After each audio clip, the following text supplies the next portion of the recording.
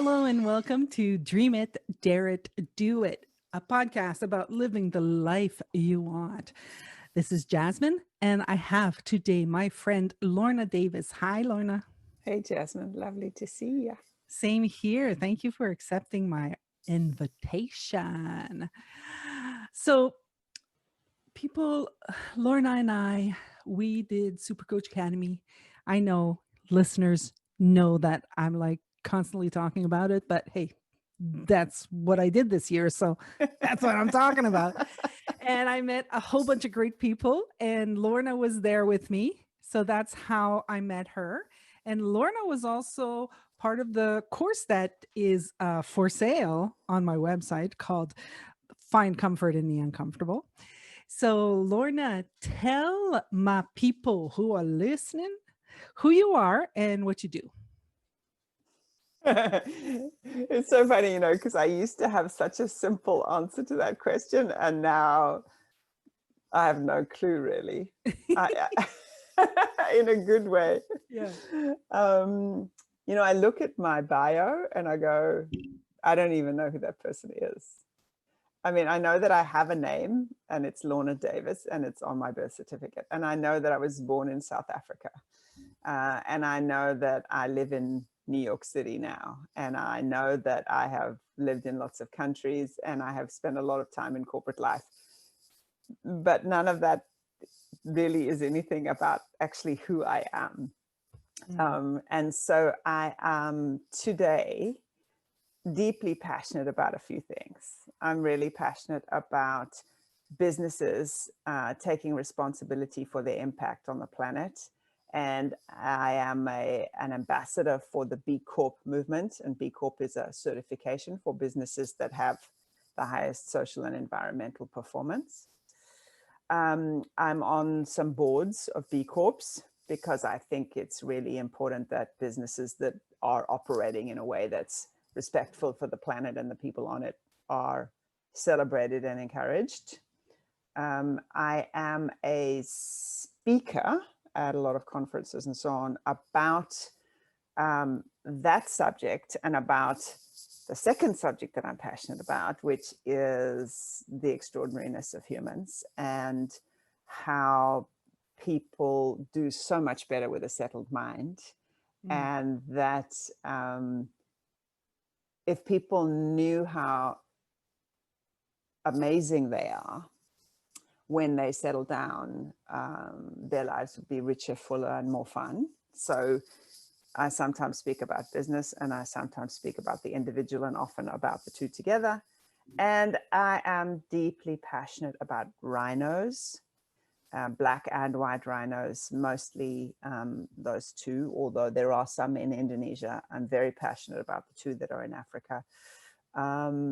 Every day, 3 rhinos are killed because of their horns, and it breaks my heart. And so I'm really passionate about protecting them, saving them, and I raise a lot of money and try and encourage efforts in that area. So that seems to be who I am these days. And I also love country music. I really love avocados, and I love my dog Stir Fry, who is not in the picture right now, but he's right over here. He might show up in the He next might. bit. So so this is not, the question that I usually ask, but I saw something the other day and I need to ask you. So I saw a Facebook post about rhinos and about how they had tinted the horns of the rhino. Is that a good thing? Is that like... Well, it's a great idea. In fact, I meant to answer back to you. It's a great idea, it just doesn't work. No. A lot of experiments have been done on it because it would be just terrific if you could either dye the horn or potentially even poison the horn, because people kill rhinos because they think that the rhinos have magical properties. The problem is that rhino horns are basically fingernails and hair compacted together. And as a result, the dye doesn't spread through the through the center of the Oh, horn. So you can paint it on the outside, but it doesn't go through the middle. And the other sort of problem with it is that in order to get to do anything to the horn, you have to tranquilize the animals. That means you have mm, to catch it, you have to tranquilize it. So these days, if they do catch and tranquilize, they chop off the horn, because if the horns keep regrowing, they regrow every 18 months to 2 years. And so that's a more effective way of protecting a rhino, by actually removing its horn. But it's still incredibly invasive, because I mean, it's terrible to anesthetize a huge creature like that and then chop its horn off. But that whole attempt to dye horns was really enthusiastically pursued for a while, until it was clear that it's not didn't work. practical. Mm. Doesn't work. Yeah. Ooh. Okay, so guys, keep thinking about it and, find a And solution. well, and if you would like to donate, you can go on the Wildlife Conservation Network website, which is wildnet.org, and there's a rhino recovery fund. And if rhinos are not your jam, there are elephants, lions, pangolins, lots of other things you can donate to. Because in this country, a very small, this continent, because I know many of your listeners are in Canada, a very small percentage of money goes to wildlife conservation. So please, any penny that you can spare would be terrific for us. Cool. All right. So we've done the rhino bit. Now, let me ask you. So the podcast is called Dream It, Dare It, Do It. And, the reason why I started the podcast was because I did a lot of things in my life. Like, like it was kind of like, oh, I wonder, and I would go ahead and I would just do it. And then I'd say, okay, what about this? And I just go ahead and do it. And a lot of people, that I would talk to would be like, wow. Some of them would be like, well, you're doing way too many things, like, well, we're not in the 1920s where you do a career for 30 years. And so that's not how it is now. And I like doing lots of stuff. And I I also had these dreams of, um, being something, being someone, being a singer, for example. This is like, that was a dream. I wanted to be a singer. And then I became one. And then I kind of like, well, that's not all it's cracked up to be. So I kind of started to see that, the dreaming I had in mind was like n- not always aligned, like they weren't. I had a specific dream of being a singer, but it wasn't just a singer. It was a singer like this. It had like way more implications than I actually thought. And so I would get disappointed. So I saw that I had stopped dreaming at one point until I started seeing, wait, that's not how it works. And so I was wondering if you had ever, first of all, have you ever thought of, you know, dreaming in that respect? And what have you seen if you have? So it's interesting. I noticed that as you talked about that, I felt a little bit sad.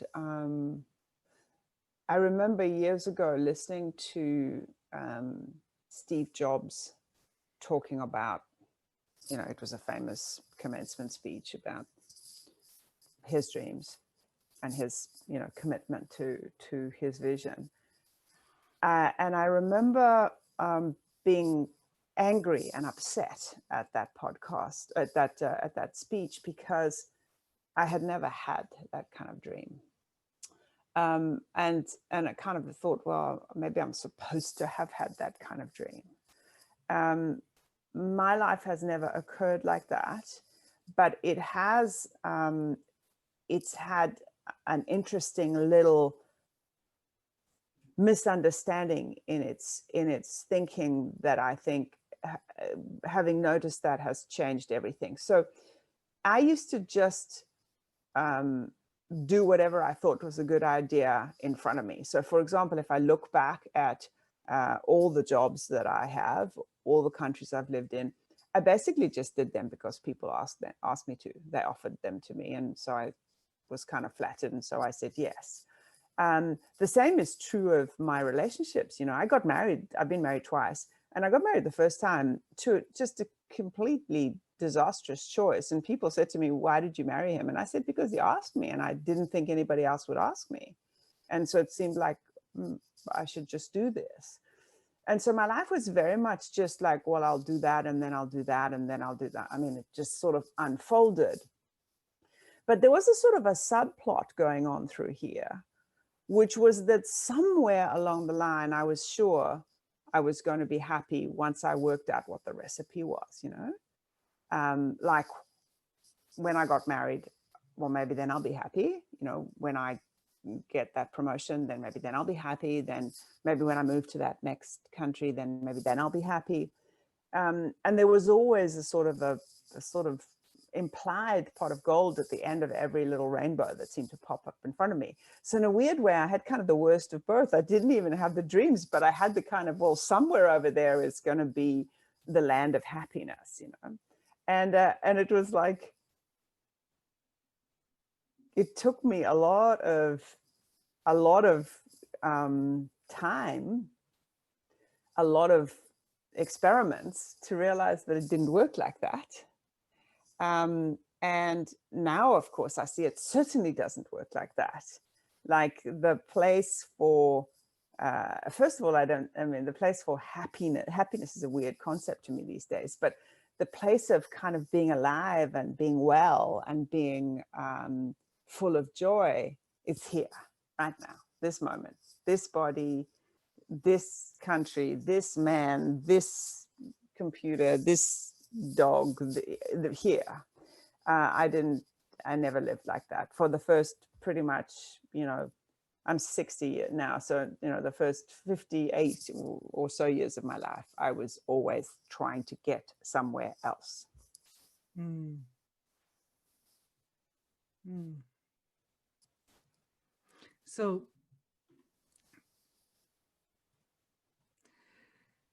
that's cool. That's I like that there was that insight, which is well, but it's so when you were a kid, you never had the thought of, okay, I would Now, dream of being no. Okay. no, I remember, in fact, I know I grew up in South Africa, and that was apartheid South Africa, where South Africa was very, you know, there was a lot of censorship. It was very constricted. And I remember I think the only thing that I remember thinking is, I've just got to get out of this place. You know, I've got to Mm. get out of this like contained place, and I've got to be somewhere where there's more space, there's more freedom of thinking. So that was definitely an impetus. But it wasn't like I never thought I would be in business. I never had any like real dreams, you know. That's why it kind of makes me a little bit sad, you know. Mm. Well, maybe, everything that happened is just to bring you to this moment now. And actually, not a lot of people can see that now is the only thing that exists. I think, like, you and I have lost our mothers, that hasn't been so long. And I think that, I remember thinking, "Oh, if I don't know what I'm going to do if I lose my mom, you know?" Mm. And I went through, like, she was sick, and I was there with her, and when she took her last breath, and I remember thinking, wow, I be like bawling my brains out? Shouldn't I be shaking or on a corner on the floor in a ball right now? And I wasn't. I was just so peaceful with it all, like, it was such a, and that was also that was new. Like, it was a new experience for me, like, and I couldn't really pinpoint, what is this, you know and the more that I've been talking with people and I've been looking, like, I think that that's the best way to experience the moment. Like it was, I was just in the moment and I was accepting things the way that they were and the way that they weren't anymore. Mm, And I was just there. mm, mm. And that is, in my opinion, a great way to live life. Yeah. Yeah. And that's not how it seems to work um, by structure, right? Mm, So we're in the moment and then we get caught up mm, and we go off somewhere else and then we come back again. And, you know, one of the things I'm noticing these days is why, you know, I'm even surprised that I said I don't even know that I'm interested in being happy anymore. Um, because I don't even know what that means. What I'm interested in is kind of the full catastrophe. You know, I had a really bad week last week, like bad as in full of thinking, and I was, you know, bitchy and bad tempered and grumpy, and I had all sorts of old stories. You know, I don't know if you can recognize this the way that I'm going to say it, but you know how when you're thinking things that are so familiar that they feel like stale and old. It's like, oh my God, I have thought this exact same little shape of complaint like gazillions of times before. mhm, And I was in that weird space of being in it and seeing that I was in it. And I was just seeing that I was in it didn't get me out. I was like, but seeing that I was in it made me realize that it wasn't going to last forever. I just didn't realize how long it would take, you know. Um, and what I realized afterwards, so first of all, I said some things to some people around me during this bad stage that actually turned out to be quite helpful, that I wouldn't have had the courage to say if I hadn't been, you know, thinking such bitchy thoughts. So it's like, oh, that's interesting. So even in my most caught up, my most not in the present moment, my most complaining about the past, my most making up imaginary futures, I said some things that turned out to be pretty helpful, and opened up other conversations. But the second thing is I realized, oh my gosh, you know, that's me too. That's not like some aberration. That nasty, I keep using this word yeah, because I really wasn't a lot of fun, but I mean that sort of snarly person, that is part of me too. And it's really the first time that I've seen that it's all okay. It's all okay. And um and so, you know, there are times that we're in the present moment. I mean, when my mother died, I went through various stages. I was here. She died in South Africa in the time of COVID. I couldn't go. Um, but I went through all sorts of phases of thinking, from um, you know, devastation to relief to, oh, a whole catalog of things that I thought she should have been as a mother, all the theories that I had about how much better I thought she could have done the job. I mean, a whole lot of things. Because of course our relationship with our mother's primary one, right? It's the one that we kind of use to push off against, if you like. mhm, Um, and also just noticed how it was all okay. And one of the things that I'm noticing about my current, where I am today, is just so much more compassion I have for myself and for other people. I used to be so judgmental of everybody and myself. It was like, you know, it was like a judgment waiting for an object, you know? And now it's just so, it's all okay. And even the judgy part is okay. mhm. It's such a great feeling. It's such a great way to live. It, you know, I'm taking coaching mastery with Michael Neal, and we had our first weekend a couple weekends ago, And one of the things that I saw, and that's what it reminded me when you were talking, one of the things that I saw is that all of all humanity arises in me. Like I'm the space where everything arises. Like and I had them confused. I was like, okay, well, I am angry, you know, instead of I have anger. Like Oh, anger just interesting. showed up and I could see anger. I could see judgment. I Yeah. could see happiness. I could see joy. I could, like I'm not that. I just can see it. Yeah. Yeah. And it brings a different, it makes me look differently. Because if I'm the one who can see, right, then I can keep looking at the anger and feeding that anger, making the anger grow. Or I can go, oh, look, there's anger. And then look, just look somewhere else, tilt my head and go, oh, and look, there's joy. And look, there's peace. Look, like it was kind of like that's kind of like what I Mm. kind of heard in what you were saying. And it's okay. It's all okay. You Yeah.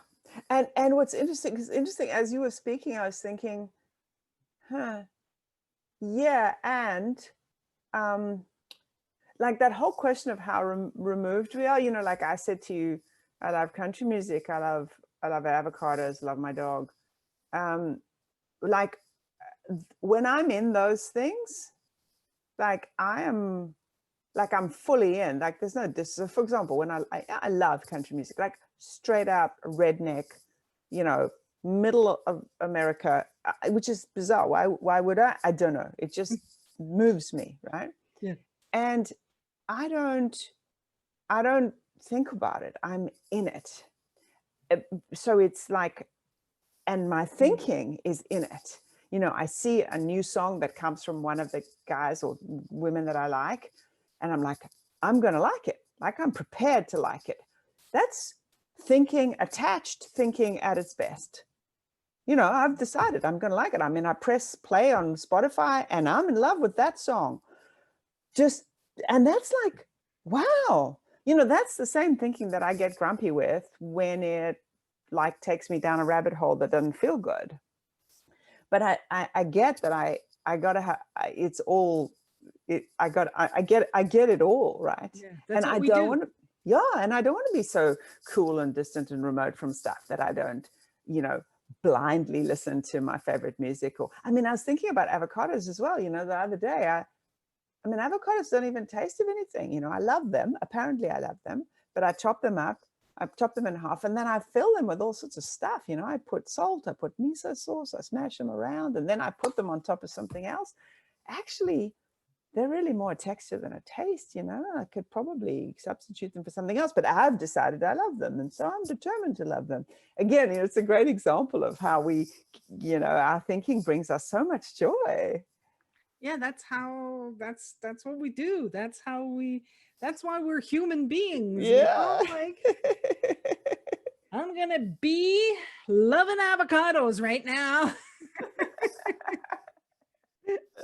So wow, it's like it's such an interesting inquiry. It's like it's an exploration. It's like, okay, how do you, like, how do you look, how are you looking at your things? Like, earlier today I was invited to a podcast, and I was actually thinking about um like we were talking about what we do as human beings, obviously, like we do in everything. And what came to mind was the first time I realized that, like the first time I looked within and I saw something from within me. I was studying feng shui. Like it looks like I'm going like left field here, but stay with me. I'm Uh, coming with you. so I was studying feng shui, and in feng shui, what they talk to you about is like, put your stuff in certain directions. You're going to have certain energies and all of this, and look at your areas, and this is going to be your relationships. This is going to be your career. Like these, that's what they do. And I was, in the study of that, and I saw myself do something. I was looking at the apartment or the area of, I don't know, relationships. I'm going to make it up because I don't remember exactly. And there was something there. There was something in the space, right? So I'm going to say this was that in the space. And I was like, okay, I don't want to see this. And I took it and I hid it in the back of something. So I said, okay, so I'm not seeing it. So that's good, right? So I was like, I fixed that. And for the first time, I saw that that's what I do in my life. And I was like, holy shit, that's what I do in my life. When I don't want to see something, I don't put it away, or I don't handle it, or I don't solve the problem. I take the problem and I hide it in back of something. And then I pretend that it's not there. And then I forget it's not there most of the time because I probably look for that thing I hid forever. But that's what we do, right? But we're so busy looking at the surface of it. Like, okay, so I don't know, I took a pen and I hid the pen. A lot of people would say, well, I don't do that. I don't hide pens. It's not about the hiding of the pen. It's about, why are you hiding the pen? What's the thing? And where do you bring this all over the place in your life? Yeah, and I think the point as well is that it's about just seeing something. And it's Mm. amazing how, insights can come. They're random, right? I mean, we know this, and your favorite mentor and mine, Michael Neal, talks about the fact that you can't make them happen, but if you stand around on a platform, you're likely to have a train come by. And if you're in this inquiry, you're likely to have some interesting insights come along at some point. They won't be the ones you expected. They won't be, sometimes I have one and I think, good God, I've had that one 10 times and I keep on apparently having to have that insight. But other things I have an insight, and then that behavior kind of shifts completely. So for example, one of the things that I've noticed, and I only just thought about it this week, is I used to be terrified of needles, really terrified of needles. And I was thinking that I have to go and have have to make an appointment for my blood test for the new year in January. So, so all those things one does at the beginning of the year. And I realized, oh, there was a time when in October, I would start panicking about the blood that I was going to have taken in January. And now I don't. I mean, I still don't like needles, but I don't have to think about not liking needles until January. And then I remember that last year, I didn't start stressing about the needle until I actually got in the room. And even then, it wasn't that bad. But I mean, at least I wasn't thinking about it months in advance, So there's certain things that seem to have changed quite dramatically. But then there's another insight that I seem to have all the time, which is the insight that if I'm trying to get something right, like I saw this, my dog hurt his leg and I was going to have an operation for him. And then I changed my mind and I was sort of hysterical. And I realized that I was trying to get it right. And I thought, oh my goodness, just like you with the hiding of the pen, I realized I spent a lot of time trying to get things right. And when you're trying to get things right, you're screwed basically, because get things right, you made up anyway. I mean, I make up the rules of right. And, best case scenario, I kind of pass my own test, which is rapidly followed by another test that I set up for myself. Worst case scenario, I failed my own test. which is rapidly followed by another test that I set up by myself. And I saw this like crystal clear standing on the street on my way to the vet. And I thought to myself, oh, cool, I've seen that now. That's that one gone. Not so fast. No. I mean, I've seen that. I see that like every second day now. I see, oh, there I am doing that again, making up a set of rules about what is good and what's acceptable and what's not acceptable. Okay, cool. So that seems to be a habitual thing of mine. But I'm becoming more and more comfortable with the randomness of the insights, and I'm also becoming more and more comfortable with the fact that, with that example that you just used, there's a part of me that would say, oh, okay, so it's all about the pen. And I would miss the point that it's about the insight. Then I would start running around looking at what I do with all my pens, which is not the point either, right? Mm-hmm. But again, it's all okay. It's all fine. Yeah, it's like it's looking in a different way. Like we can look.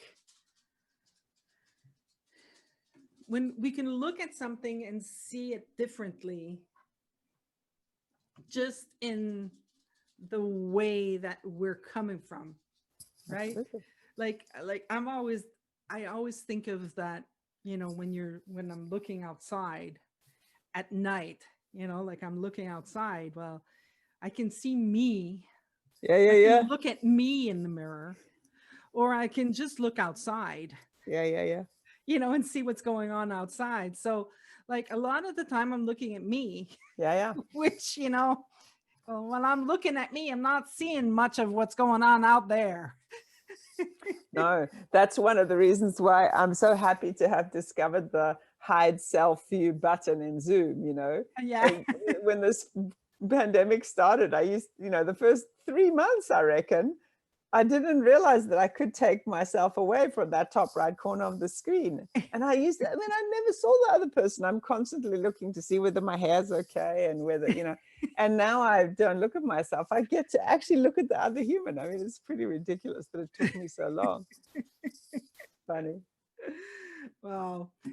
Well, I think, you know what? I think that we've covered the subject. Well, I'm sorry that it didn't have any more interesting dreams, given that that's the name of your podcast, but it's been fun coming on your podcast. Thank you. Well, and by the way, can I give a plug to the fact that you are just a legendary person at setting up podcasts? Yes, you can. If anybody wants to set up podcasts. And so please, if any of the people listening want to set up a podcast, Jasmine is available to hire for setting up your podcast. There you go. Thank you for the plug. All right. So if anybody, like, let's say somebody wants to get in touch with you, how could they get in touch with you? I've got a website called lornadavis.net, or one word, or you can find me on LinkedIn if you're a businessy person.